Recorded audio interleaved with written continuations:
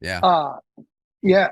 And I was fortunate enough to meet this guy who was one of the instructors at an all-state event. And he kind of recruited me and said, hey, you should apply up here.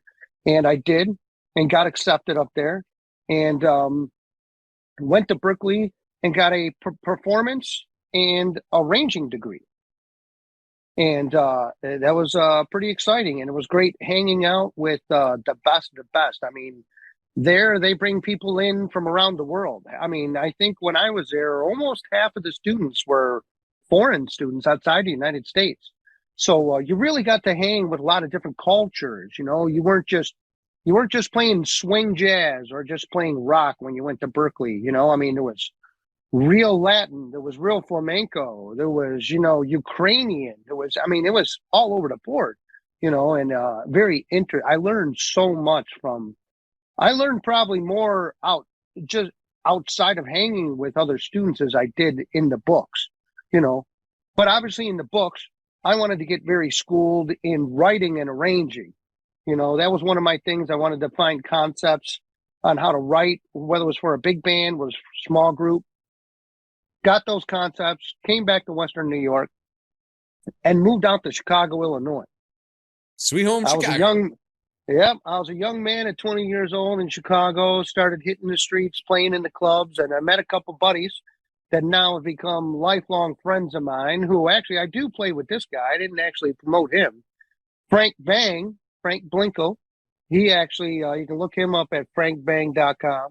He was a guy who got in as I progressed. We started a band together back in the early 90s called The Buzz in Chicago. And we got to the point to where we came out with 3 or 4 albums and were an independent album label ourselves and got a good amount of notoriety and became the house band at the famous Buddy Guy Legends from the famous Buddy Guy, Blues Man. I was just there a And couple weeks ago. I was just at that. yeah, we used to, that's actually how our band started. We started actually at the jam session. We would go down there every week, and that's how we would rehearse. We would play our 3 songs every week and learn another 3 the next week. And that's how we kind of learned. But from over the years and playing and kind of building up ourselves and making our own music label, putting out albums and promoting ourselves, Buddy saw this, and obviously we had played in his club for years. They kind of promoted us to the house band for the jam session on Monday nights at his club. Well, we did that for a couple years, and then myself and the guitar player Frank got asked by Mr. Buddy Guy to go out on the road with him. So tell me about that So, because I I know mean, this story, but wow. you said something I about mean, he wow. asked you You and know, then wanted you to think about it or something. well, yeah, I mean, he asked, actually, my buddy Frank called me, and my buddy Frank was actually already sort of in the band. They had already asked him to be in the band, and he went to a rehearsal actually on like a Tuesday during the afternoon, and he called me up later that night and was like, "Hey Jay, you're never going to believe this. Buddy Guy wants to see you down at the club tomorrow night." And I was like, after everything had happened and him getting in Buddy's band, we thought our band was done and we didn't know what we were doing. Now he's calling me, telling me that Buddy Guy wants to ask me something. I'm like, is this some sort of prank? Because if this is dude, this is cruel, right? Because I know this sounds bad, but we would do these kind of pranks on each other. So, we were kind of used to pulling the chain that hard. So, he was like, no, no, I'm serious, Jay. You got to go talk to him. I said, all right. So I go down to the club and, I'm sitting in there, like a nice little proper boy, not even drinking. Yeah, I'll have a glass of water, And Buddy comes and sits right next to me and, is like, hey, you're Frank's horn player.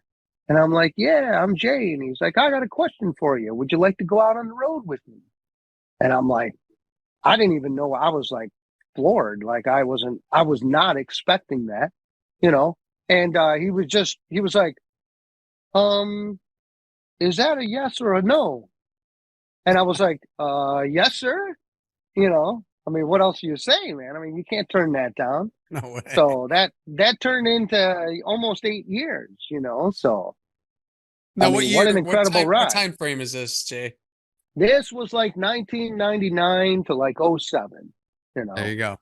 So late you 06, 07. so Yeah. you were now you were playing horn in the band, obviously. I've seen you play I was guitar, and I'll put clips of yeah, you playing, and it's unbelievable. I really dig your style and everything. I saw you years ago, and you just gotten better. But you were doing horn at the time, so yeah. At the so time, I talk was for a few playing minutes horn with about what buddies. you're doing, like Montreux. Were you playing Europe? Were you playing? Come on, man. Talk for a second about that. Yeah.